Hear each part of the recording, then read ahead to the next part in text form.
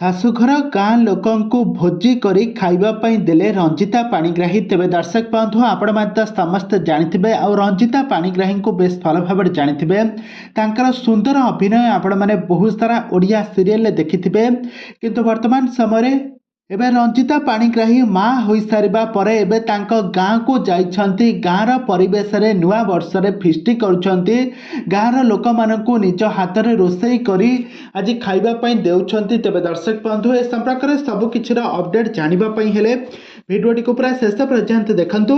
ଆଉ ଏହା ପୂର୍ବରୁ ଯଦି ଆପଣମାନେ ଆମ ଚ୍ୟାନେଲକୁ ସବସ୍କ୍ରାଇବ୍ କରିନାହାନ୍ତି ତାହେଲେ ସବସ୍କ୍ରାଇବ୍ କରି ପାଖରେ ଥିବା ବେଲ୍ ଆଇକନକୁ ଦବାଇ ଦିଅନ୍ତୁ।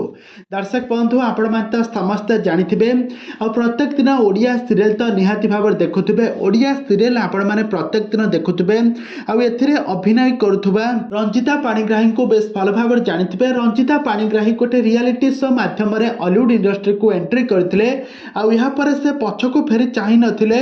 ଗୋଟିଏ ପରେ ଗୋଟିଏ ଓଡ଼ିଆ ସିରିଏଲରେ ଅଭିନୟ କରି ଦର୍ଶକମାନଙ୍କ ମନକୁ ଜିତିବାରେ ସଫଳ ହୋଇଥିଲେ। ଆଉ ସେ ଗତ ବର୍ଷ ବିବାହ ବନ୍ଧନରେ ବାନ୍ଧି ହୋଇଥିଲେ ଆଉ ବର୍ତ୍ତମାନ ସମୟରେ ସେ ମା ହୋଇସାରିଛନ୍ତି।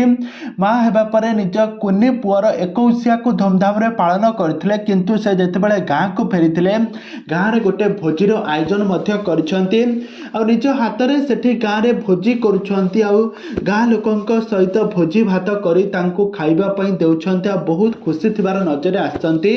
ଗାଁକୁ ଯାଇ ଗାଁର ପରିବେଶକୁ ବହୁତ ଏନ୍ଜୟ କରୁଛନ୍ତି ଆଉ ବହୁତ ଖୁସି ଅଛନ୍ତି ରଞ୍ଜିତା ପାଣିଗ୍ରାହୀ। ତେବେ ଦର୍ଶକ ବନ୍ଧୁ ଆପଣମାନଙ୍କୁ ରଞ୍ଜିତା ପାଣିଗ୍ରାହୀ କେମିତି ଲାଗନ୍ତି ଆଉ ତାଙ୍କର ଆକ୍ଟିଂ ଆପଣମାନଙ୍କୁ କେମିତି ଲାଗେ ଆମକୁ ନିହାତି ଭାବରେ କମେଣ୍ଟ ବକ୍ସରେ କମେଣ୍ଟ କରନ୍ତୁ।